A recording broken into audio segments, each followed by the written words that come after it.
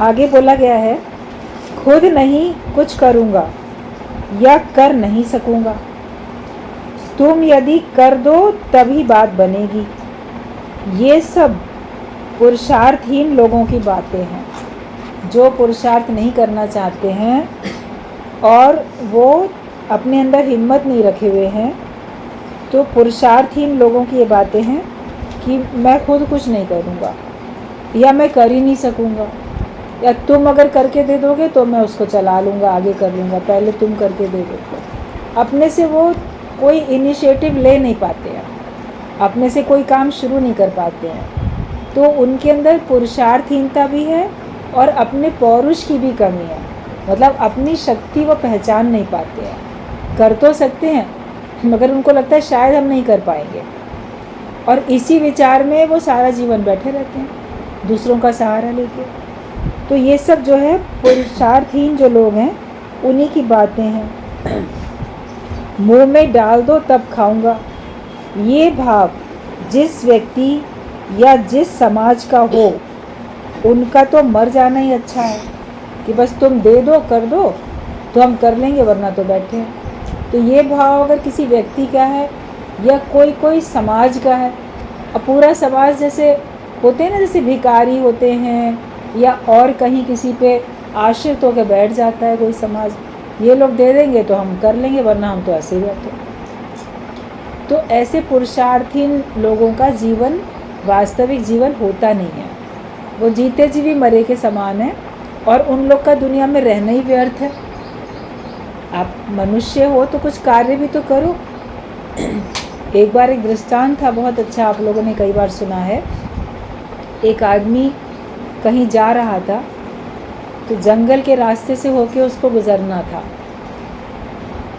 जहाँ भी उसको जाना था रास्ते में जंगल पड़ता था।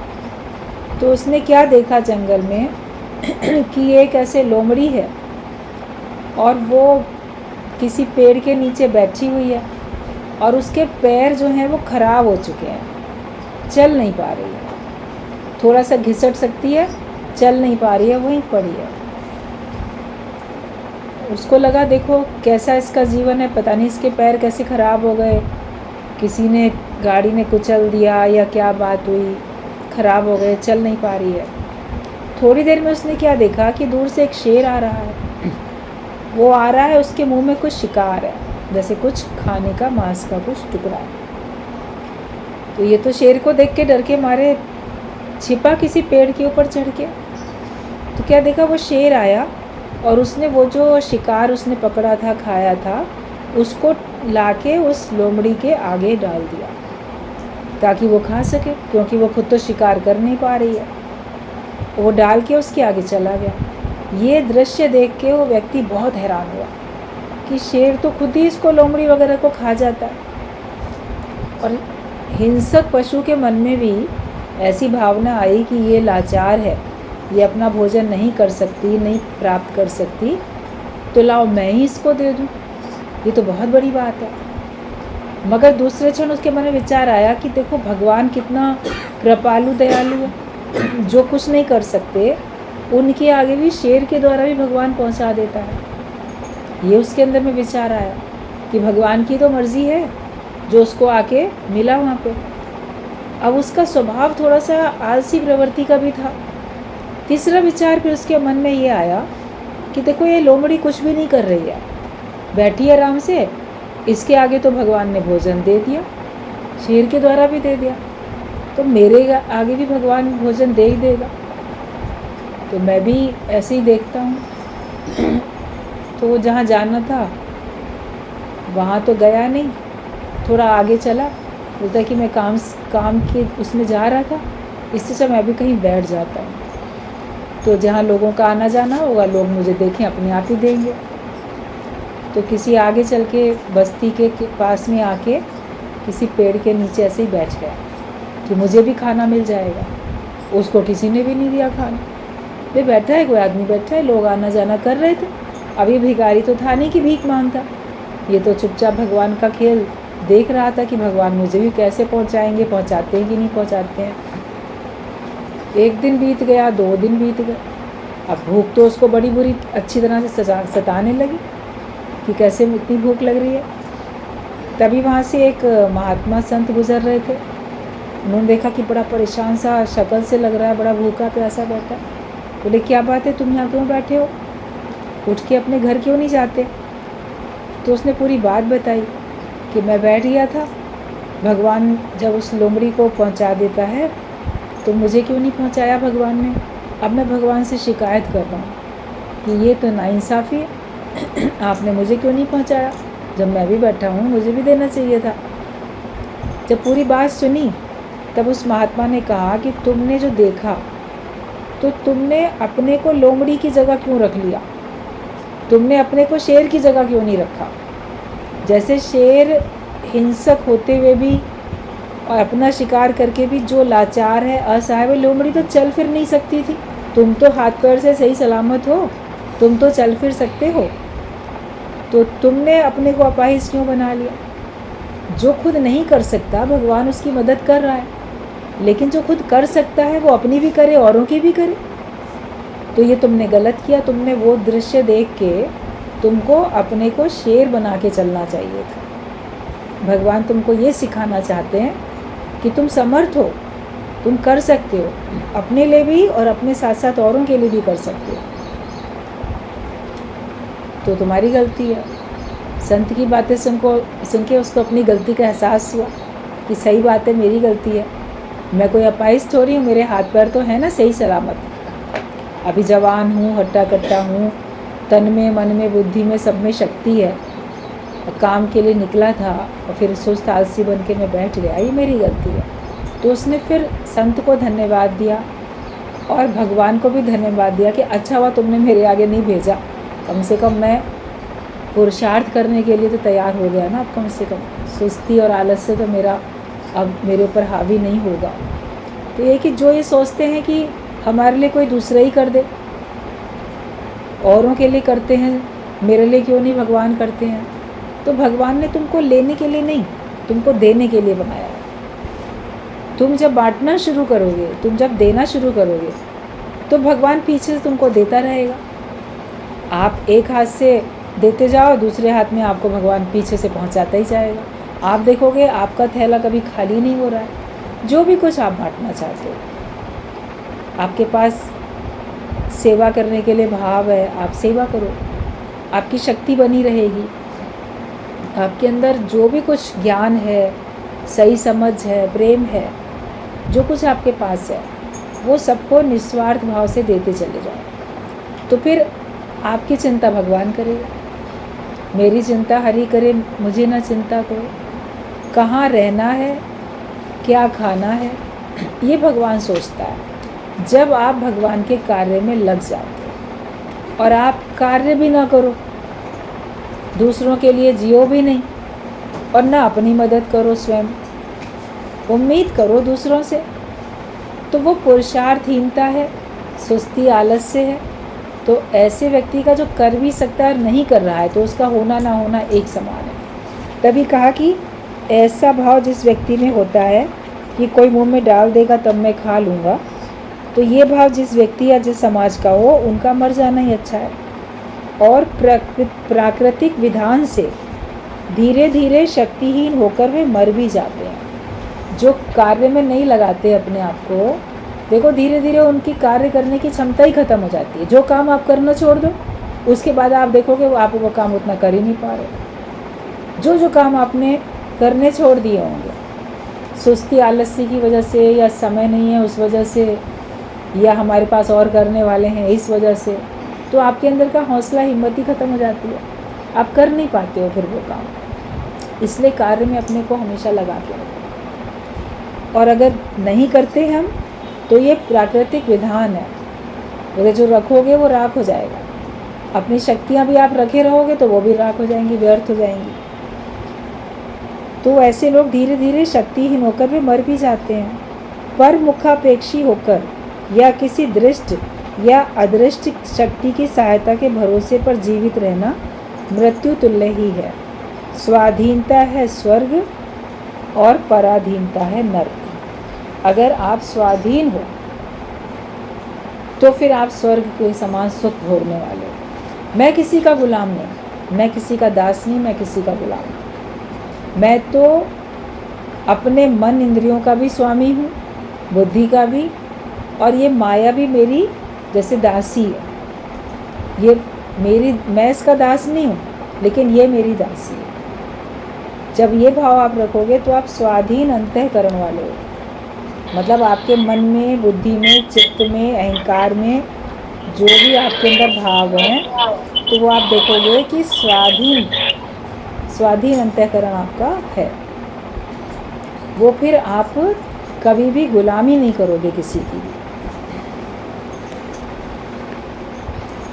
और अगर हम पराधीनता में रहते हैं, हमारे मन में ही अगर ये भाव आ जाए, मैं तो ना फलाने के अधीन हूँ, मैं तो उसके आश्रय पे हूँ, उसकी कृपा पे हूँ, तो आप देखोगे आपके अंदर दुख आ जाएगा। और वो दुख आपको ऐसा इतना बढ़ जाएगा कि आपको लगेगा मेरा जीवन ही नरक के समान हो चुका है, क्योंकि आप हर समय अपने को पराधीन महसूस करते हो। हर समय मैं किसी की कृपा पे, किसी की दया पे पल रहा हूँ, मेरे को फलाने ने आसरा दे रखा है, मैं तो इनके घर पे पड़ा हूँ। कभी किसी संबंधी के घर में रहना हो जाता है किसी भी कारण से, हमेशा के लिए, किसी महिला का या किसी पुरुष का, किसी वृद्ध का या किसी बच्चे का अनाथ हो गया तो कभी संबंधियों के यहाँ पे रहता है, तो मन में हीन भावना कितनी घर कर जाती है धीरे धीरे। किसी भी उम्र का कोई हो, कोई लड़की अनमैरिड है, अब वो अगर अपने माता पिता के ही घर में रहती है, माता पिता की मृत्यु के बाद उसके भाई भाभी वगैरह हैं, घर उसी का भी है, ऐसी बात नहीं है, फिर भी पराधीनता आ जाती है। वो लोग जताते मेरे घर में रह रही हो तुम। मैरिड होके अगर विडो हो जाए या डिवोर्स हो जाए, फिर अगर रहेगी तो भी दूसरे जो परिवार के लोग हैं वो उसको जताएंगे मेरे घर में रहते हो तुम तो। और मन अगर ये मान ले कि वाकई मैं अब इनके अधीन हूँ, ये अपने घर में नहीं देंगे शरण, तो मैं कहाँ जाऊँगा, मेरी सुरक्षा कैसे होगी, मेरा खर्चा कैसे चलेगा। तो अंदर में पराधीनता की भावना जहाँ आई तो आपको अपना जीवन नरक तुल्य लगने लगेगा, नरक के समान। तो ये पराधीनता की भावना से गुरु हमारा छुटकारा दिलाता है कि जहाँ रहते हो तुम्हारा वहाँ पे हिसाब किताब है, तुम्हारी प्रारब्ध वहाँ से जुड़ी है, चाहे आप परिवार के बीच में हो या किसी संबंधी के बीच में, अजनबियों के बीच में, किसी वृद्धाश्रम में, महिला आश्रम में, अनाथ आश्रम में, कहीं भी आप हो, जहाँ भी आप रहते हो, भगवान ने जहाँ भी आपको रखा, तो आपकी प्रारब्ध वहीं से जुड़ी हुई है। जब ये भाव आपके अंदर में आ जाएगा तो आपकी पराधीनता खत्म हो जाएगी, क्योंकि पराधीन सुख सपने हूँ नहीं बोला गया। हमेशा स्वाधीनता से जियो। बोलो मैं जहाँ रहता हूँ, जहाँ बैठा हूँ, भगवान की मर्ज़ी से हूँ, मैं अपनी मर्ज़ी से नहीं हूँ। और भगवान चाहेंगे अगर इस जगह से मुझे किसी और जगह शिफ्ट करना, तो वैसी परिस्थिति बन जाएगी, मुझे भगवान कहीं और शिफ्ट कर दें। ये सब भगवान की, प्रभु की लीला है। तो आपके अंदर में स्वाधीनता आ जाती है। फिर जो व्यक्ति जहाँ भी रहता है वो कुछ तो सेवा करता ही है, सेवा करके ही खाता है। अगर आप सेवा करके खाते हो, सेवा करके रहते हो, तो आपको पराधीनता महसूस नहीं होगी, आपको स्वाधीनता होगी कि हम अगर रहते हैं तो हम बदले में इस प्रकार का इस घर पे या इन व्यक्तियों पे उपकार भी कर रहे हैं। शुक्र है कि भगवान ने हमको इस लायक बनाया कि कोई हमें कुछ दे रहा है तो हम भी उसको पलट के कुछ कर पा रहे हैं उसके लिए। तो आपके अंदर में स्वाधीनता बनी रहती है। और जहाँ आपने ये विचार रखा कि हम भी तो यूज़फुल हैंडल बन के रह रहे हैं ना, यहाँ पे हम भी तो कर रहे हैं, उसमें अहंकार नहीं करना, लेकिन उसमें भगवान की कृपा समझना कि उसने आपको इस लायक बनाया है कि आप तन से सेवा कर सकते हो या किसी और प्रकार से आप उनको सेवा मदद कर सकते हो। ईश्वर ने इस लायक बना रखा है, तो ईश्वर की कृपा है। तो आपके अंदर में स्वाधीनता का भाव आएगा। कभी भी ये नहीं समझो कि मैं कहीं किसी के आश्रित हूँ। एक सहारा हटता है तो भगवान दूसरा सहारा आपको ज़रूर दे देता है। एक रास्ता बंद होता है, दूसरा रास्ता खुल जाता है। भगवान का भक्त केवल भगवान की भक्ति में ही रहता है, वो बहुत आगे की नहीं सोचता। मनुष्य ना अपने अभी बचपना है, जवानी है, बुढ़ापे की अभी से सोचता है, बुढ़ापे में क्या होगा, हम आगे चल के बूढ़े हो जाएंगे, हमारी कौन सेवा करेगा? बुढ़ापे में बहुत बीमारी आई तो पैसा कहाँ है जो खर्च कर पाएंगे? तो खुद ही तो हम नेगेटिव थॉट बुढ़ापे के लिए रखते हैं। बीमारी आएगी तो कौन सेवा करेगा, बीमारी आएगी तो खर्चा कहाँ से होगा, इलाज कौन कराएगा, सेवा कौन करेगा, हमसे जब नहीं हो पाएगा तो हमारे लिए कौन करेगा? ये विचार ज्ञानी नहीं रखता, वो सब भगवान पे सौंप के बैठता है।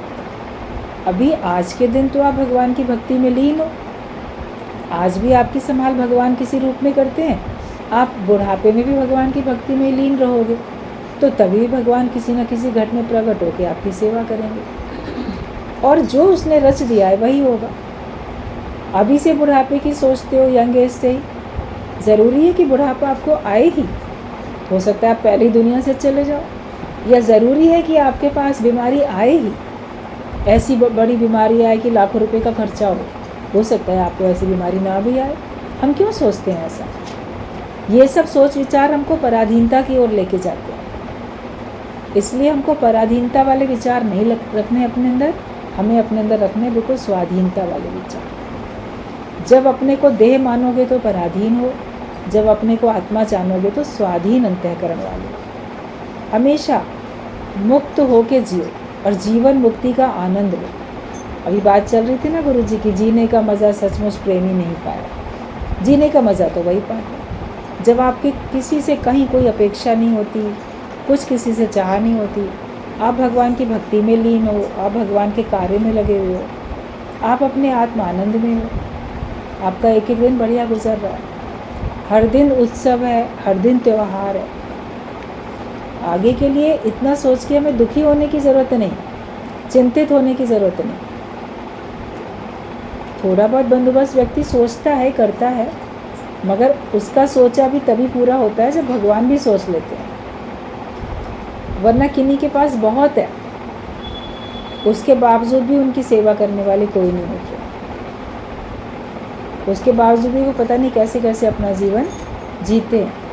कई बार हमने पेपर में पढ़ा, टीवी में भी देखा, एकदम बहुत प्रसिद्ध लोग भी, बहुत पैसे वाले लोग भी, और ओल्ड एज में कोई ऐसे अकेले अकेले अपने घर में रह के अनकेयर्ड बिल्कुल दुनिया से चले गए, कोई और साथ में दूसरा रह ही नहीं रहा है, फ्लैट अंदर से बंद है।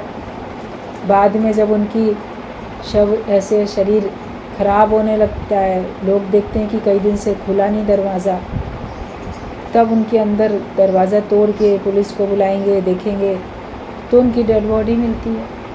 और है क्या, बहुत करोड़पति व्यक्ति है, बहुत पैसे वाला, परिवार के भी लोग बड़े अच्छे, कहाँ कहाँ सब देश विदेश में सेटल हैं।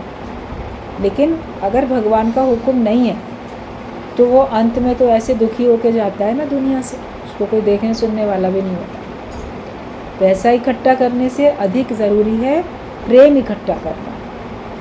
अपने को जब तक आपके पास सामर्थ्य है, आप सबके लिए काम में अपने को लगाओ तो सब आपके लिए भी काम में आएंगे। कहते अपने लिए जिए तो क्या जिए, तो जिए दिल ज़माने के लिए। आप यूज़फुल हैंडल बन के रहो, सबके साथ प्रेम करके रहो, सबसे बातचीत करके रहो, तो लोग आपकी खबर भी लेंगे।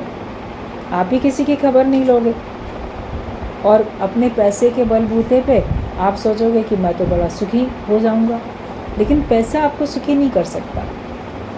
ज्ञान आपको सुखी करता है, दुख ना उतरे ज्ञान बिन। और प्रेम आपको प्रसन्न रखता है। आपके अंदर प्रेम है, आपका सर्व से प्रेम है, सर्व का आपसे प्रेम है, ये भाव आपको प्रसन्न रखता है। तो आपका जीवन फिर जैसे स्वर्ग की तरह हो जाता है। जब आप स्वाधीन होकर रहते हो तो स्वर्ग की तरह आपको सुख मिलता है। अपने को हमेशा यूज़फुल बना के चलो, और जीवन सौंप दिया, डोरी सौंप के तो देख एक बार, उदासी मन काहे को करे। जब उसको सौंप दिया उसके बाद जो होगा देखा जाएगा। इस शरीर की जो गतमत होनी होगी वही होगी। कर्मवाद स्वीकार करने पर अदृष्टवादी तकदीरवादी क्यों होना पड़ेगा? जब आप कर्म करने वाले बने हो तो भाग्य के भरोसे क्यों बैठोगे? या ऐसे जिसको भी देखा भी नहीं है, भगवान कोई शक्ति वो ही कर देगी, भाग्य कर देगा, तो उसके भरोसे जो कर्म करने वाला व्यक्ति होता है, पुरुषार्थ करने वाला, वो उसके भरोसे नहीं बैठता। वो कर्म करके, पुरुषार्थ करके अपने भाग्य को अपने फेवर में कर लेता है।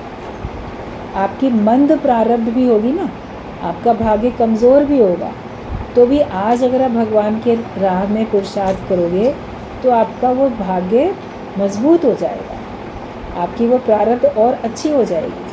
आपका पहले दुर्भाग्य था तो सौभाग्य में बदल जाएगा, अगर आप भगवान की तरफ अपना जीवन जी लेते हो तो कर्मवाद चिरकाल से ही मनुष्य के सामने मुक्ति की वाणी ही घोषित कर रहा है। यदि मैं कर्म दोष से स्वयं को बद्ध होकर अधपतित कर सकता हूँ तो निश्चय कर्म के बल पर अपने को उन्नति भी कर सकता हूँ। ऐसे कर्म करते हो गिरावट होती है, तो ऐसे भी कर्म कर सकते हो जिससे आपकी उन्नति हो।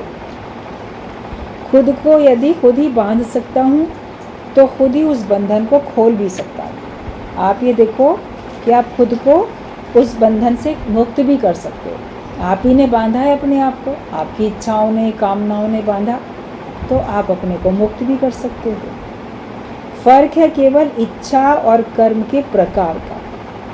सत संकल्प, सत कार्य और साधु वृत्ति के द्वारा असत कर्म पाश का छेदन करके हम मुक्त क्यों नहीं हो सकेंगे? आप अगर अच्छा कार्य करोगे तो कैसे नहीं मुक्त हो जाओगे? ज्ञानवान बनोगे, अच्छे कार्य करोगे, गुरु की बात पे विश्वास रखोगे, उसके वचनों को सत सत करके उठाओगे, तो कैसे नहीं मुक्त हो जाओगे? अपने में पूर्ण विश्वास तो रखो, आत्मविश्वास तो हो कि हम ज़रूर मुक्त हो जाएंगे। जब इस सच के रास्ते पे चलें, रास्ता हमको हमारी मंजिल पे ही पहुंचाता है, गलत रास्ते पे तो नहीं है। माया के रास्ते पे चलते तो ठीक है, वहाँ मंजिल कुछ और है। ज्ञान के रास्ते पे चलते हो तो इसकी मंजिल तो मुक्ति है ही है, बताइए। इस मार्ग से हटो नहीं। यदि किसी समय भी मुक्ति की संभावना न होती तो फिर मनुष्य पागल ही हो जाता। अगर उसको ये आस ना होती कि मैं सुखी हो सकता हूँ, मैं खुश हो सकता हूँ, या मैं मुक्त हो सकता हूँ, ये जो एक आशा है, ये जो आस मनुष्य के अंदर है, ये उसको कार्य करने की प्रेरणा देती है। और अगर ये आस ना हो तो व्यक्ति तो सोच के अपने को इतनी हीन भावना में ले आएगा, इतने उसके विचार उसको परेशान करेंगे, इतना वो डिप्रेस होता जाएगा कि एक दिन वो पागल ही हो जाएगा, जैसे उसका दिमाग सही तरह से काम करना ही बंद कर देगा। कभी कभी आप देखो क्षणिक पागलपन के आवेश में आप आ जाते हैं। जो क्रोध है उसको कहा गया है कि ये क्षणिक पागलपन है। और कभी क्रोध या कभी नेगेटिव थॉट्स जो आते हैं आपके अंदर में, निराशा वाले विचार, वो आपको कितना दुखी कर देते हैं। और उन एक विचार को रख के अनेक विचार आ जाते हैं। कुछ ऐसे विचार भी आपके अंदर आते हैं जो बात है भी नहीं और जो कभी होगी भी नहीं, ऐसे भी ख्याल आपके अंदर में आने लग जाते हैं। और आप फिर इतने निराश होते हो कि आप कभी मृत्यु को भी गले लगा लेते हो, या आप पागल भी हो जाते हो। आपके सोचने समझने की क्षमता खत्म हो जाती है। दिमाग से काम अच्छा ही लो ना, इससे वो काम लो जिससे आपको शक्ति मिले। इस दिल में, इस दिमाग में हमने ऐसे नकारात्मक विचार भर दिए जो कि फिर ये अच्छा सोच ही नहीं पाता। जिसको आदत पड़ जाती है ना नेगेटिव थॉट करने की, डिप्रेशन में रहने की, तो वो घड़ी घड़ी थोड़ी थोड़ी देर में, कुछ कुछ दिन में फिर उसी तरह से सोचता है। फिर समझाओ फिर वैसे ही सोचेगा। डॉक्टर लोग तो दवाइयाँ दे देते हैं ताकि इसका दिमाग जो हो जाए सुन्न हो जाए, इसको ज़्यादा सोचना ही ना पड़े। तो वो फिर उसमें उसकी आदत पड़ जाती है, उन गोलियों की, उन दवाइयों की आदत पड़ जाती है। लेकिन ज्ञान को अगर समझ ले कोई तो उसको वास्तव में फिर सही विचार रखना आ जाता है। ऐसे वो अच्छे आशावादी विचार रखता है, उसकी आस फिर से बन जाती है कि मैं मुक्त हो सकता हूँ, मैं दुखों से छूट सकता हूँ। अपने आप में आत्मविश्वास भर जाता है। वरना तो दुनिया में, माया में आत्मविश्वास की कमी ही है जो कि मनुष्य पागल हो जाता है। पागल खाने में जाके देखो कितने सारे लोग पागल हो गए। क्यों हो गए? क्योंकि उनके अंदर में ऐसे विचार कोई आए जिनको वो निकाल नहीं पाए, उन्हीं को दोहराते रहे, वो ही बढ़ते चले गए और एक दिन वो बिल्कुल जैसे जगत के इन सब से अलग हो गए, वो अपने ख्यालों की दुनिया में ही चले गए, फिर उसी में ही लीन हो गए जाके। तो उनको कुछ बाहर का सोचता ही नहीं है ज़्यादा, पागल को, क्योंकि वो अपने ही ख्यालों की दुनिया में इतना डूब जाता है। तो हमें अपने आप को अपने अच्छे कर्म करके अच्छा संकल्प करें और अच्छे कर्म करें। और साधु वृत्ति मतलब हमारी जो मनोवृत्ति हो वो ज्ञानियों वाली होनी चाहिए, संतों वाली होनी चाहिए। आप सत्कर्म भी कर रहे हो, आप सत्संकल्प भी कर रहे हो, लेकिन जो मनोवृत्ति है, अपने को हमेशा ये मान के चलो कि मैं ब्रह्म ज्ञानी हूँ, मैं ज्ञानवान हूँ, मैं साधु, मैं संत हूँ। एक सच्चे संत को कैसे होना चाहिए, एक सच्चे संत को कैसे व्यवहार करना चाहिए, मैं तो वही करूँगा। कहते संत न छोड़े संत ही, कोटिक मिले असंत। संत अपना संतपना कभी नहीं छोड़ता, चाहे उसको करोड़ों असंत क्यों ना मिल जाए। संत का काम था सबकी मदद करना। उसने देखा बिच्छू पानी में बह रहा है, अभी डूबने वाला है, जा रहा है, उसने एकदम से उसको पानी में हाथ डाल के बाहर निकाला। तो जैसे बाहर निकाला, बिच्छू ने उसी को डंक लगा दिया संत को। तो उसका हाथ कांप गया, और हाथ कांपा तो वो फिर से पानी में गिर गया। तो उसने फिर से उसको निकाला। तो किसी ने देखा, बोला इसने आपको डंक लगा दिया, फिर भी आपने इसको पानी से निकाल रहे। तो संत ने जवाब दिया, ये बिच्छू होके अपना डंक लगाने वाला स्वभाव नहीं छोड़ रहा, तो मैं संत होके अपना संत वाला स्वभाव कैसे छोड़ूं?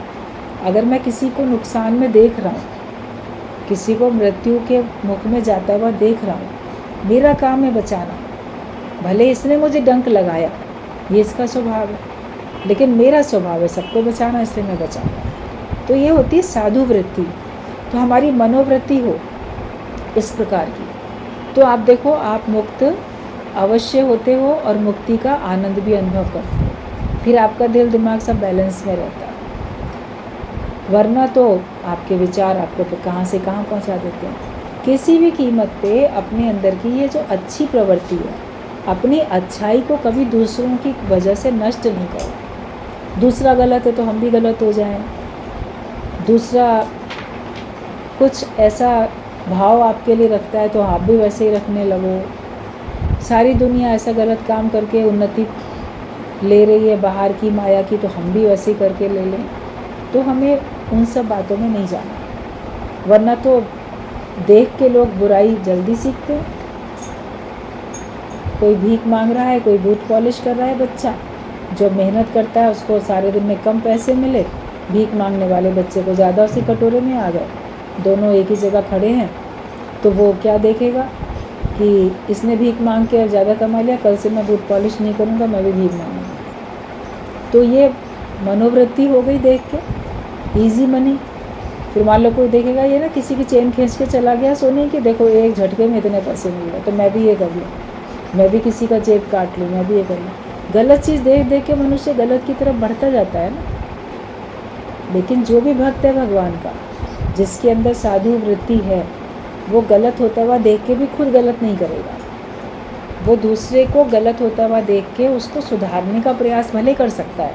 अगर कोई सुधर जाए तो वो खुद तो कभी भी गलत नहीं करेगा। कि सारी दुनिया चाहे जैसी भी हो, हमको तो जैसे हमें हमको वैसे ही रहना है।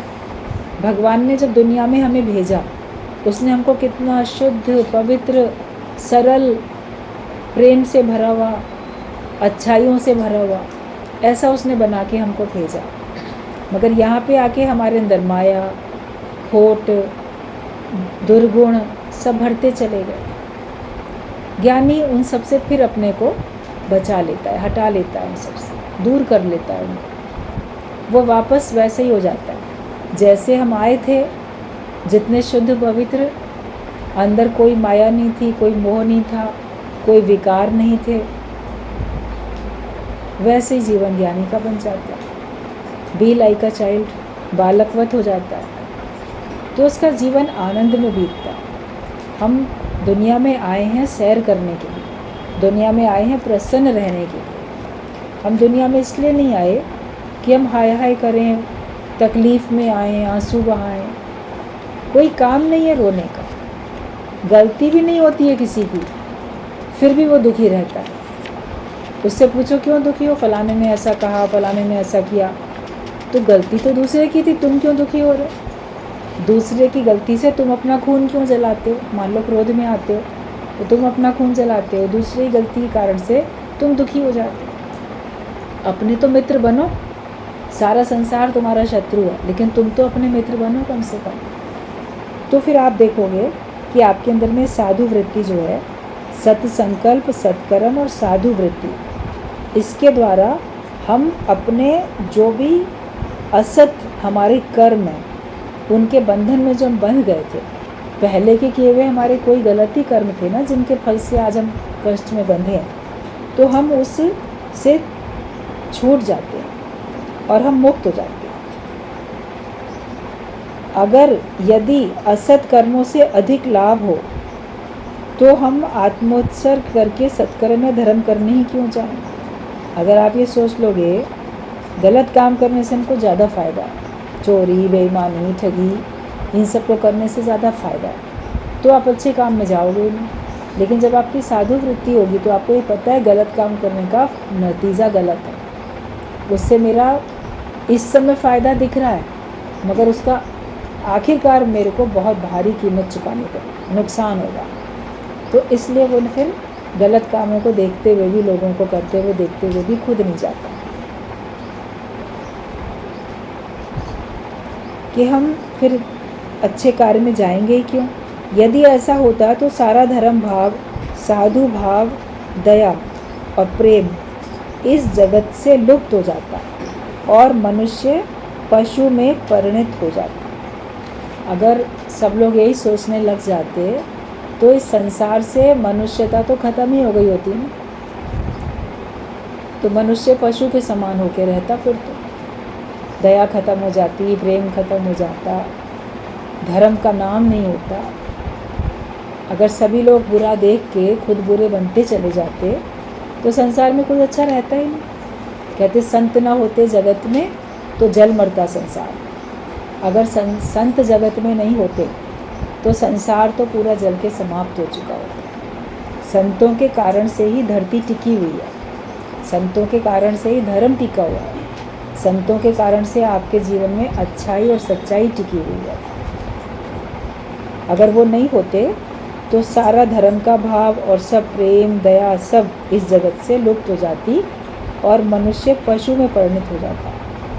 भगवान अनंत स्वरूप होकर कैसे क्षुद्र सीमा विशिष्ट मनुष्य शरीर में अवतीर्ण हो सकते हैं?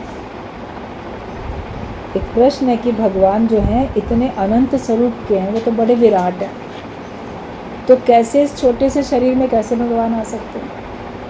इसमें कैसे आ सकते हैं?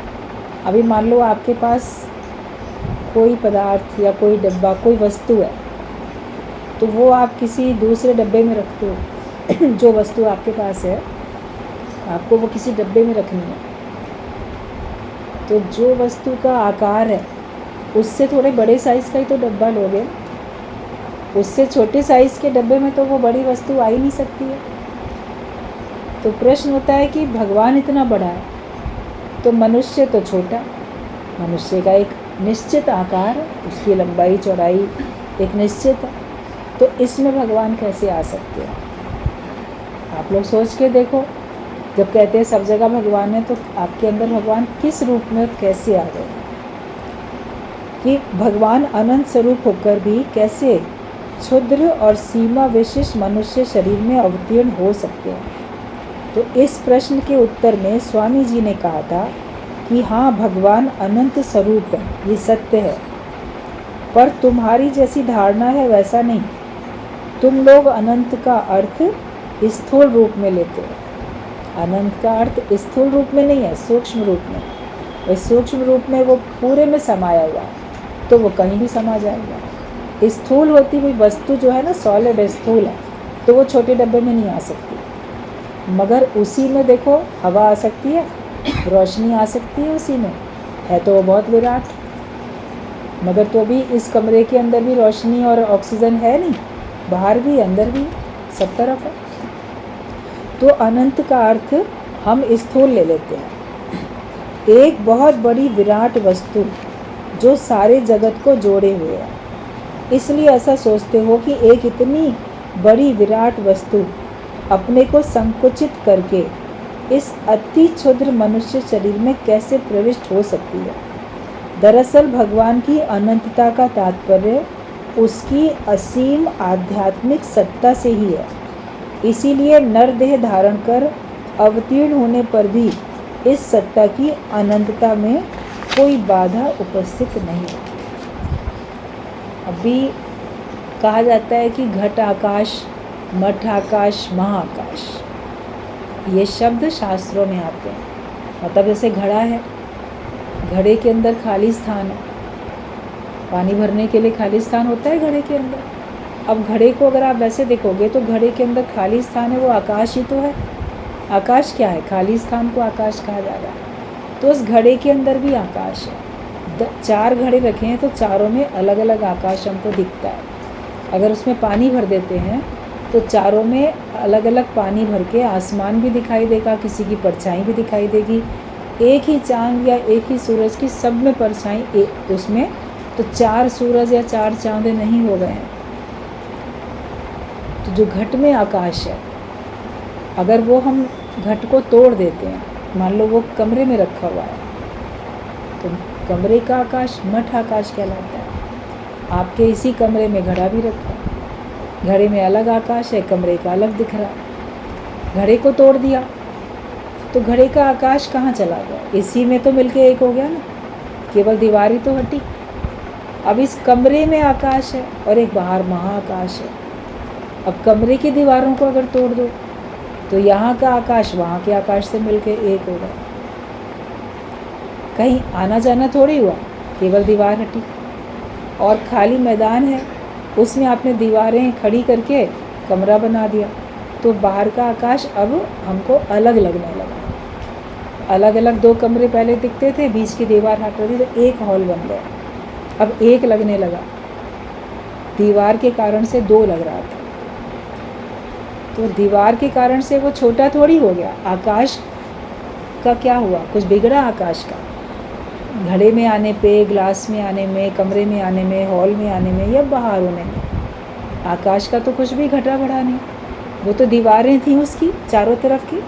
छोटी सी मटकी है कि बड़ा सा मटका है कि कमरा है कि हॉल है, वही बनते हैं वही बिगड़ते हैं। मगर आकाश तो वैसे ही रहता है। तो आत्मा तो वही निर्लेप में आ रही है, परमात्मा तो वैसे ही विराट है।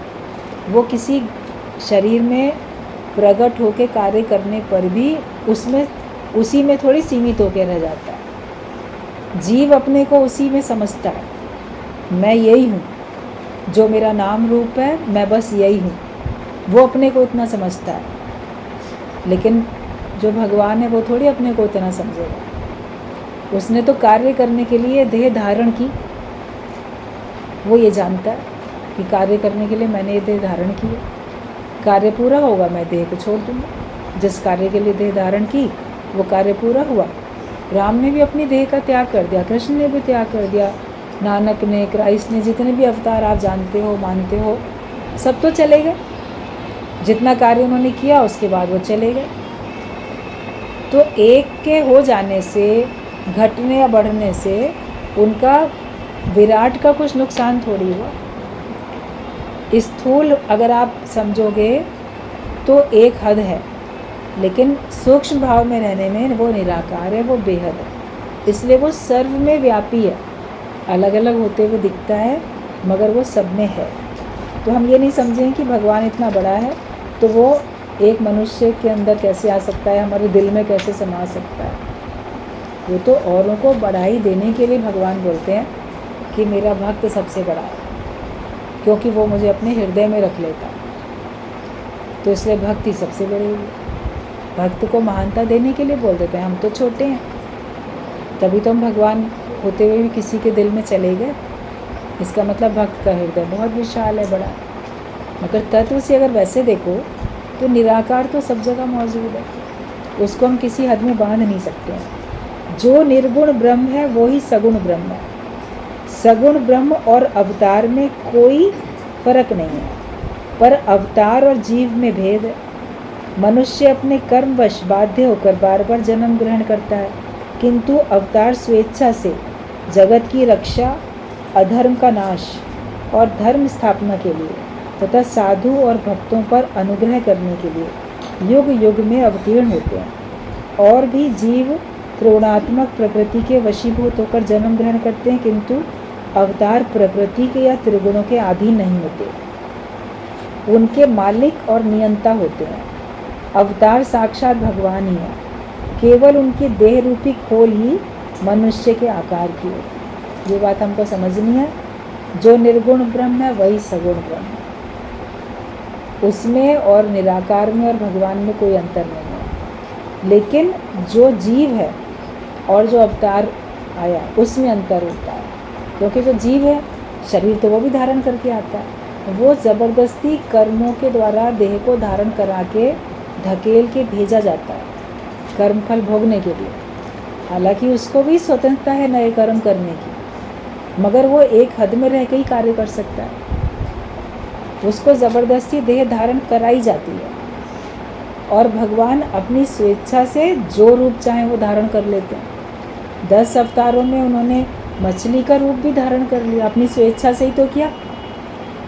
कोई कर्मानुसार थोड़ी उनको मछली बनाया गया, या कछुआ कर्मानुसार थोड़ी बनाया गया। मत्स्य अवतार उन्होंने अपनी मर्जी से लिया, कच्छ अवतार भी अपनी मर्जी से लिया। समुद्र मंथन के लिए उनको कछुआ बन के अपनी पीठ पे मंदराचल पर्वत को रखना पड़ा। मत्स्य अवतार में मछली बन के नौका को डूबने से बचाना पड़ा। अपनी मर्जी से ही तो उन्होंने वो शरीर धारण किए। मनुष्य का क्या, पशुओं का भी तो उन्होंने मछली का, कछुए का, फिर 12 अवतार सुअर का रूप भी धारण किया। तो कोई कर्मानुसार थोड़ी उनको सुअर की योनि में भेजा गया।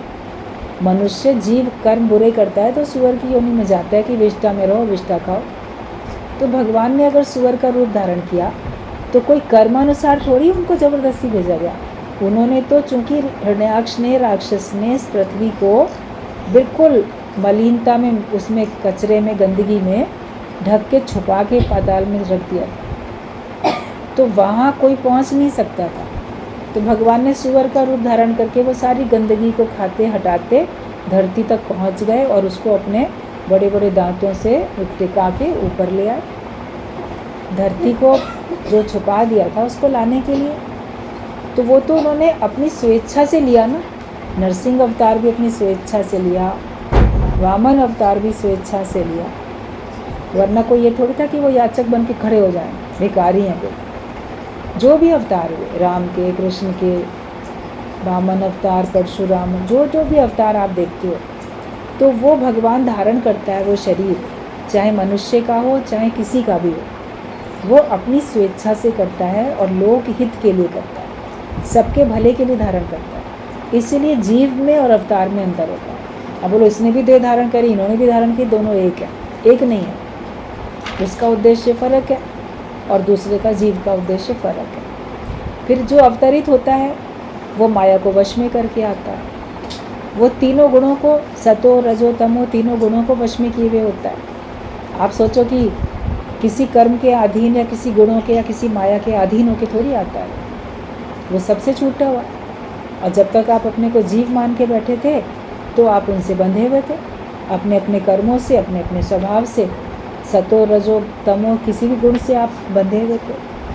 तो जो अवतार और जीव में तो भेद है। वो तो जीव तो अपने कर्मानुसार आते हैं भोग भोगने के लिए, और अवतार आते हैं जगत का कल्याण करने के लिए और अपने भक्तों पर कृपा करने के लिए, धर्म की स्थापना करने के लिए, अधर्म का नाश करने के लिए, जगत की रक्षा करने के लिए, साधु और अच्छे भक्तों का, वो अपने भक्तों का जैसे उन पर कृपा करके उनको दर्शन देने के लिए, उनको मुक्त करने के लिए आते हैं। तो उनका आना और जगत वालों का आना अंतर होता है। शरीर उनको मिला होता है लेकिन वो केवल देह रूपी खोल होती है, बाकी तो वो उससे परे होते हैं। देह दिखती है मगर वो उस देह में अटके हुए नहीं होते। गुरु आपको ज्ञान देके इतना ऊंचा उठा देता है कि आपकी देह दिखेगी मगर आप देह में अटके हुए अपने को महसूस नहीं करोगे। तो आपकी भी तो वही स्थिति बन गई भगवान वाली, अवतार वाली।